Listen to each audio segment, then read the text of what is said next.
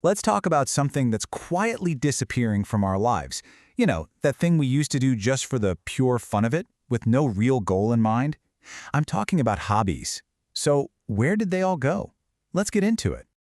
I mean, just think about it for a second. When you look at your own life or your friends' lives, doesn't it feel like a certain kind of simple personal joy has just kind of gone missing? Like, we're all super busy, but not really fulfilled? And here's the heart of the problem, I think. We don't really have hobbies anymore. Not real ones, anyway. We're not painting or building models or learning an instrument in the same way we used to. So what happened? Why did our hobbies just vanish? Okay, so what's the first big culprit? Well, it's this massive, overwhelming pressure to turn everything into a profit. Seriously, everything we do for fun, from baking to doodling, is now seen as a potential side hustle. The idea of doing something just because it's fun? That's almost a foreign concept now. Think about it. There was a time when you could just bake a cake to eat the cake. That was the whole point. Now, you bake one amazing-looking cake, you post a picture, and boom, immediately someone's in the comments with this. What was once just a simple pleasure gets instantly reframed as a business opportunity. And this pattern is literally everywhere. Oh, you like to draw?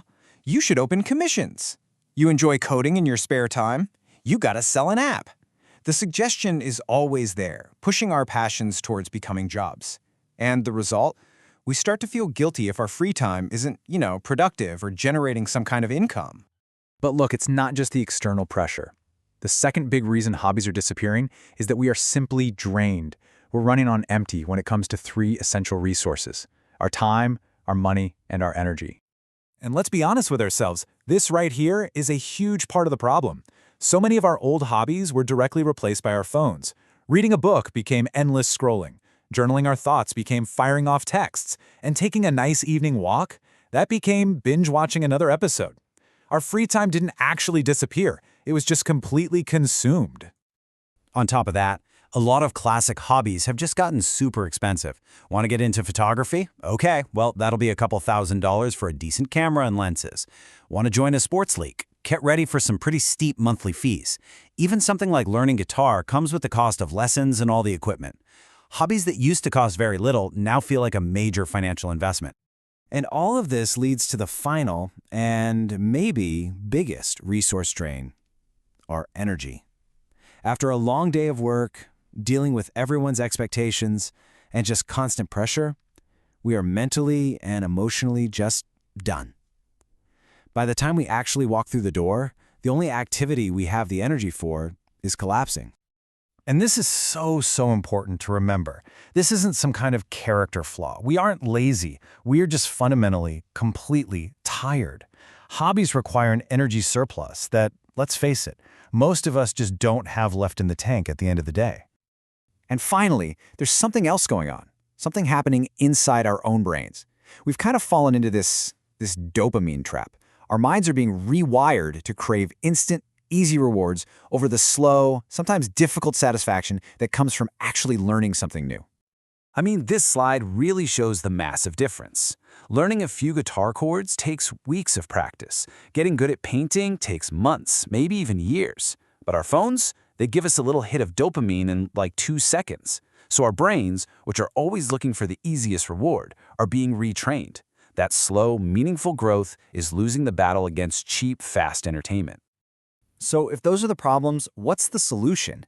Maybe it's not about magically finding more time or energy. Maybe it's about remembering what hobbies are actually for. It's time we rediscover their real value, the purpose of purposelessness. So what does that mean?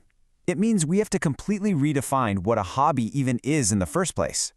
A true hobby is that rare, precious activity you do, and you're not doing it for money, you're not doing it for likes or validation, and you're definitely not doing it to create content. You do it for one reason and one reason only, because it makes you feel alive. That's it. That is the entire goal. It's an activity that connects you back to yourself, away from all the noise and all the external pressures of the world. Because when you strip away all that pressure to perform or to profit, you find the real benefits. Hobbies are a form of therapy. They are a way of building an identity that has nothing to do with your job title. And most importantly, they are a source of pure, simple, uncomplicated joy. So maybe it's time we fought to bring them back. Here's a simple challenge for you. Just try it. Do something for just 10 minutes that has no purpose other than making you happy. Start small, let it be messy, let it be imperfect. Who cares? The point is just to start somewhere.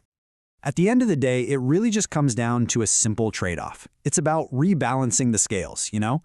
Trading just a little bit of that screen time for something that genuinely, truly makes you feel good. So I'll leave you with this to think about. When you really honestly consider it, what was the last thing you did just for the pure, simple joy of doing it? What was your last real hobby?